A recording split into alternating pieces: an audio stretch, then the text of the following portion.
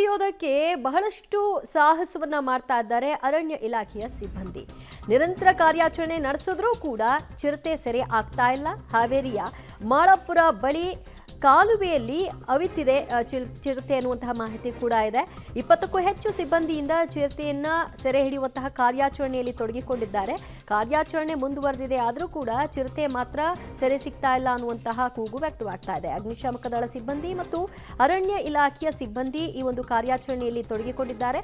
ಸ್ಥಳೀಯರಿಂದ ಚಿರತೆ ಸೆರೆ ಹಿಡಿಯುವಂತೆ ಒತ್ತಡವೂ ಕೂಡ ಹೆಚ್ಚಾಗಿತ್ತು ಮತ್ತು ನಮಗೆ ತುಂಬ ತೊಂದರೆ ಆಗ್ತಾ ಇದೆ, ಮನೆಯಿಂದ ಹೊರಗೆ ಬರಲಿಕ್ಕೂ ಕೂಡ ನಮಗೆ ಸಮಸ್ಯೆ ಆಗುತ್ತೆ. ಅದರಲ್ಲೂ ಕೂಡ ರಾತ್ರಿ 7 ಗಂಟೆಯ ನಂತರದಲ್ಲಿ ಮನೆಯಿಂದ ಆಚೆ ಕಾಲಿಡೋದಕ್ಕೆ ಕಷ್ಟವಾಗ್ಬಿಟ್ಟಿದೆ. ಯಾಕಂದ್ರೆ ಚಿರತೆ ಪ್ರತ್ಯಕ್ಷ ಆಗಿರೋದ್ರಿಂದ ಯಾರ ಮೇಲೆ ಹೇಗೆ ದಾಳಿ ಇಡುತ್ತೆ ಅನ್ನೋದು ಗೊತ್ತಿಲ್ಲ ಅಂತ ಸ್ಥಳೀಯರು ಕೂಗನ್ನ ಹಾಕಿದ್ರು. ಈ ಹಿನ್ನೆಲೆಯಲ್ಲಿ ಅರಣ್ಯ ಇಲಾಖೆ ಸಿಬ್ಬಂದಿಗಳು ಕಾರ್ಯಾಚರಣೆಯಲ್ಲಿ ಇಳಿದಿದ್ದಾರೆ.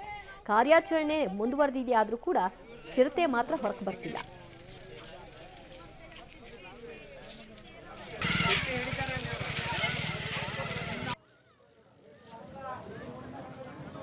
ಓನಿಟ್ಟು ಚಿರತೆಯನ್ನ ಸೆರೆ ಹಿಡಿಬೇಕು ಅನ್ನುವಂತಹ ನಿಟ್ಟಿನಲ್ಲಿ ಅಲ್ಲಿ ಅರಣ್ಯ ಇಲಾಖೆ ಸಿಬ್ಬಂದಿ, ಅಗ್ನಿಶಾಮಕ ಸಿಬ್ಬಂದಿ ಇಬ್ಬರು ಕೂಡ ಕಾರ್ಯಪ್ರವೃತ್ತರಾಗಿದ್ದಾರೆ ಮತ್ತು ಬೇಕಾದಂತಹ ಸಂದರ್ಭದಲ್ಲಿ ಅರವಳಿಕೆ ಕೊಡೋದಕ್ಕೂ ಕೂಡ ತಯಾರಿಗಳಾಗಿದೆ.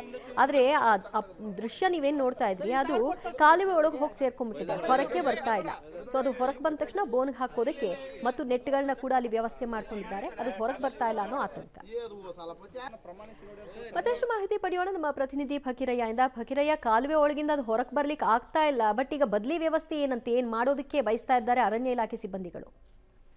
ಜೊತೆ ಕಳೆದ 8 ತಾಸುಗಳಂತ ಸತತವಾಗಿ ಅರಣ್ಯ ಇಲಾಖೆ ಸಿಬ್ಬಂದಿ ಸೇರಿದಂತೆ ಪೊಲೀಸ್ ಸಿಬ್ಬಂದಿಗಳು ಕಾರ್ಯಾಚರಣೆ ಮಾಡ್ತಾ ಇದ್ರು ಕೂಡ ಕಾಲುವೆ ಒಳಗೆ ಸಿಕ್ಕಾಕೊಂಡ್ರ ಚಿರತೆ ಬೆಳಗಿಂದ ಕಾರ್ಯಾಚರಣೆ ಮಾಡಿದ್ರು ಕೂಡ ಸಖತ್ತಾಗಿ ನಿದ್ದೆ ಮಾಡ್ತಾ ಇದೆ ಹೊರತು ಅದನ್ನ ಹೊರಗೆ ತರುವಂತಹ ಕೆಲಸವನ್ನ ಅರಣ್ಯ ಇಲಾಖೆಯವರು ನಾನಾ ಕಸರತ್ತು ಮಾಡಿದ್ರು ಕೂಡ ಅದು ಹೊರಗಡೆ ಬರ್ತಾ ಇಲ್ಲ.